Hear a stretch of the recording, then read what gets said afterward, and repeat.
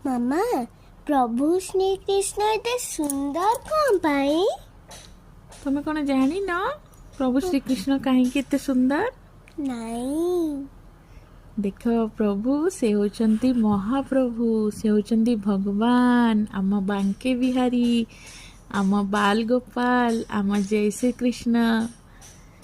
ପ୍ରଭୁଙ୍କ ଆଖି ଦେଖ କେତେ ସୁନ୍ଦର, ତାଙ୍କ ଓଠ କେତେ ସୁନ୍ଦର, ପ୍ରଭୁଙ୍କ ମୁଖ କେତେ ସୁନ୍ଦର। ପ୍ରଭୁ ବହୁତ ସୁନ୍ଦର। ସେ ସମସ୍ତଙ୍କୁ ତାଙ୍କର ସେ ସୁନ୍ଦର ମୁହଁକୁ ଦେଖେଇ କ'ଣ କରନ୍ତି? ତାଙ୍କ ଆଡ଼କୁ ଆକୃଷ୍ଟ କରାନ୍ତି, ଯେମିତି ତାଙ୍କୁ ସମସ୍ତେ ଭଲ ପାଇବେ ଆଉ ତାଙ୍କ ଅଧୀନରେ ରହିବେ, ଆଉ ମାମା ଖରାପ ରାସ୍ତାକୁ ଯିବେନି। ପ୍ରଭୁ ସବୁବେଳେ ସମସ୍ତଙ୍କର ଭଲ ଚାହାନ୍ତି। ତେଣୁ ପ୍ରଭୁଙ୍କ ମୁଖ ଏତେ ସୁନ୍ଦର, ସମସ୍ତେ ତାଙ୍କୁ ଦେଖିବା ପାଇଁ, ତାଙ୍କ ସହିତ ରହିବା ପାଇଁ, ପ୍ରଭୁଙ୍କ ଆଶ୍ରିତରେ ରହିବା ପାଇଁ ସମସ୍ତେ ଭଲ ପାଆନ୍ତି।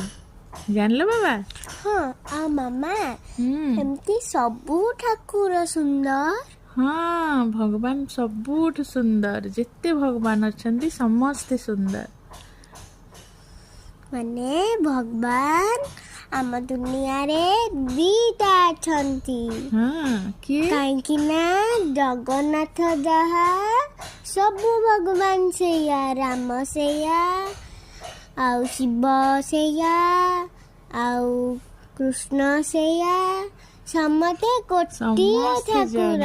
ରାମ ଯିଏ, କୃଷ୍ଣ ସିଏ, ଜଗନ୍ନାଥ ବି ସିଏ, ଆଉ ଲକ୍ଷ୍ମୀ ମା ଯିଏ, ମଙ୍ଗଳା ମା ସିଏ, ଆଉ ସବୁ ଠାକୁର ଏମିତି ଅଛନ୍ତି। ଆମ ଦୁନିଆରେ ଦିଟା ଠାକୁର ଅଛନ୍ତି। ହଁ ବାବା, ଜଣେ ହେଲେ ପ୍ରଭୁ ଆଉ ଜଣେ ହେଲେ ମା।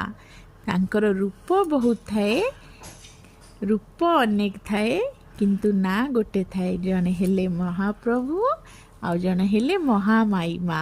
ହେଲା, ଯେମିତି ତମ ନାଁ ଅଛି, ତୁମ ଦିଦିର ନାଁ ଅଛି, ପାପାଙ୍କର ଗୋଟେ ନାଁ ଅଛି, ମାମାର ଗୋଟେ ନାଁ ଅଛି, ସେମିତି ପ୍ରଭୁଙ୍କର ବହୁତ ନାମ ଅଛି, କିନ୍ତୁ ପ୍ରଭୁ ସେ ଜଣେ ଥାନ୍ତି।